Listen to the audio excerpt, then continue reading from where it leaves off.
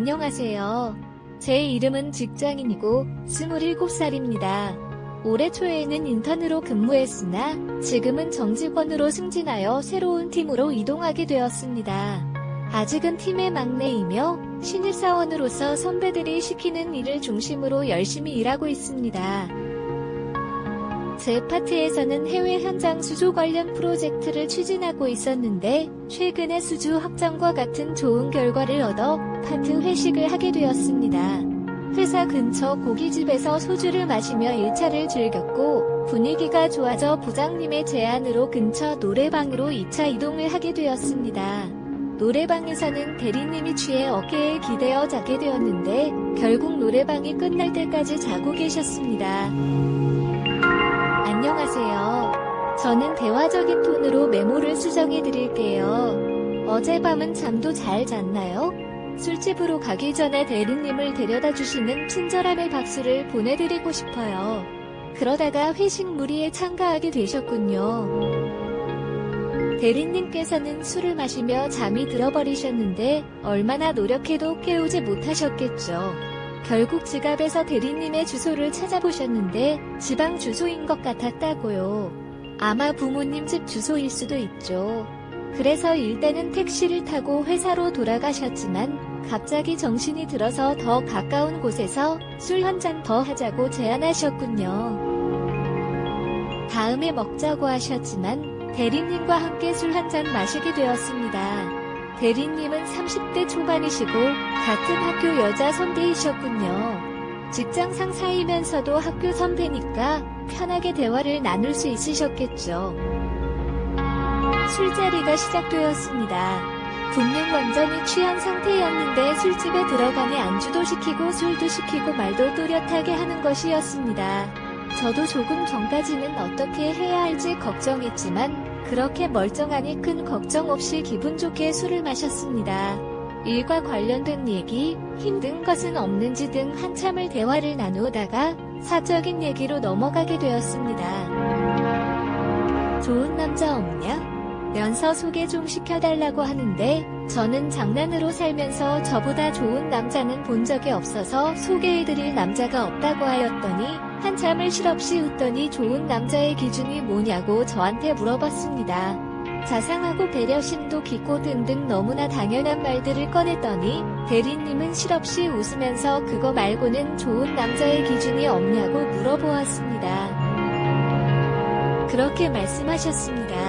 저는 없는 것 같다고 하자 그러면서 저는 웃었습니다. 살짝 기분이 나빴지만 직장 상사이기에 어쩔 수 없었습니다. 대리님은 당신은 좋은 남자가 아니라는 말인가요? 라고 물으셨고 자신은 좋은 여자라고 대답하셨습니다. 왜 그러냐고 물었더니 보면 모르겠냐고 했습니다.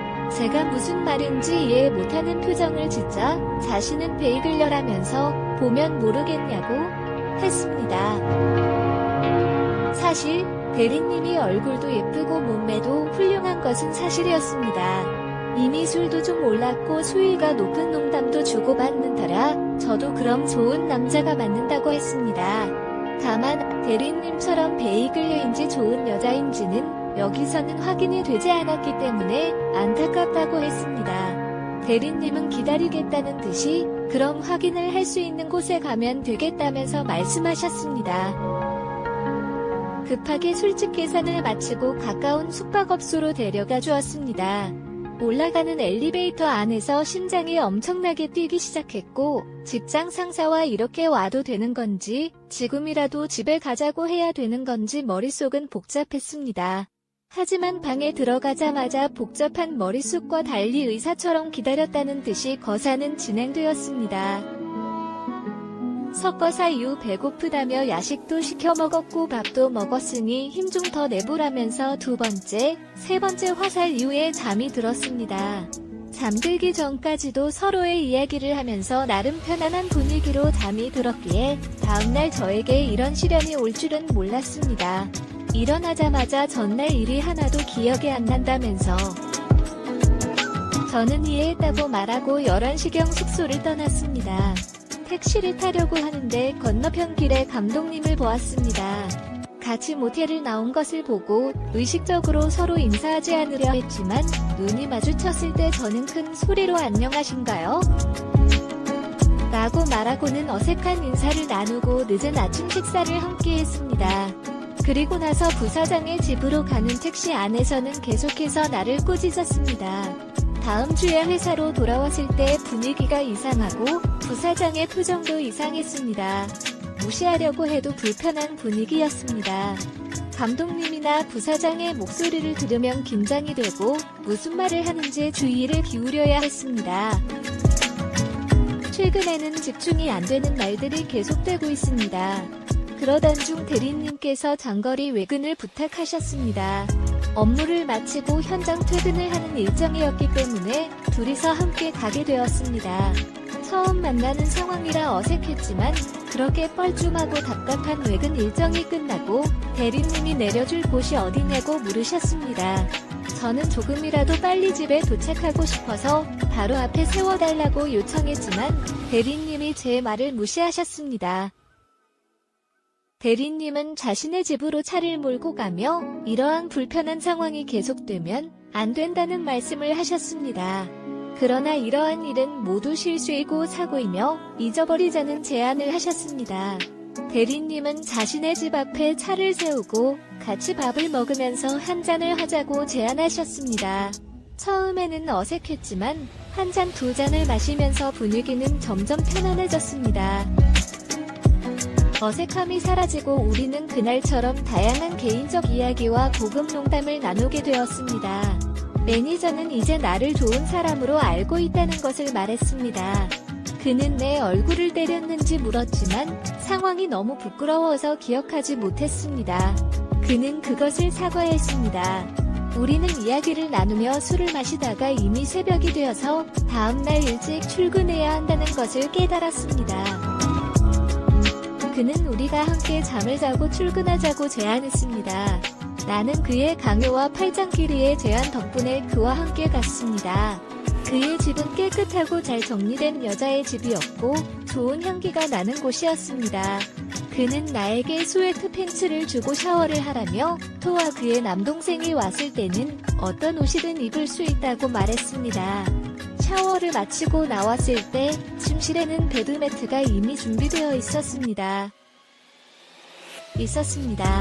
누가 봐도 제 자리라고 생각하고 불을 끄고 누웠는데 갑자기 대리님이 나와서 자기도 씻는다면서 화장실로 들어갔습니다. 그날의 장면들이 머릿속에 생각나면서 심장을 또 미친 듯이 요동치기 시작했습니다. 이번에는 절대 같은 사고를 치면 안 된다고 다짐하고 눈을 감고 어떻게 잠이 들려고 노력하고 있었는데 나 씻고 나온 대리님은 안 자는 거 다 알고 있다면서 제 옆에 와서 누군 것이었습니다. 그러고는 자연스럽게 팔베개를 하면서 옆에 눕는데 저도 참지 못하고 그날과 같은 사고를 치고 말았습니다. 그날 이후로 저희는 사귀게 되었고 외근이 없는 날에는 일찍 회사를 나와서 그녀의 집으로 갔습니다. 그녀의 집에서는 예상하시는 시간을 보냈는데 저도 나름 신체 건강한 20대 청년이라고 생각합니다. 어디 가서 체력으로 지치는 일은 없는데 그녀의 요구 때문에 요즘에는 코피도 흘리고 체중도 줄었습니다. 그냥 힘들 때마다 거부를 할 텐데 저도 할 때마다 만족도가 엄청 높습니다. 그러다 보니 다음 달 월세 만기가 되면 동거를 하기로 했습니다. 그런데 오랜만에 본 친구들이 많이 야윈다면서 그렇게 하다가는 죽는다고 적당히 하라고 하는데 쉽지 않을 것 같습니다. 지금까지 여러 여자들과 연애를 해보았지만 이런 경우는 처음입니다. 이런 게 진짜 궁합인가 싶습니다. 그래도 조금은 적당히 하는 게 맞는 거겠죠? 오늘의 이야기는 여기까지입니다. 구독과 좋아요, 알림 설정 부탁드립니다. 긴 글을 읽어주셔서 감사합니다. 구독과 좋아요 꾹꾹 눌러주세요. 꾹꾹 알림 설정도 꼭 눌러주세요.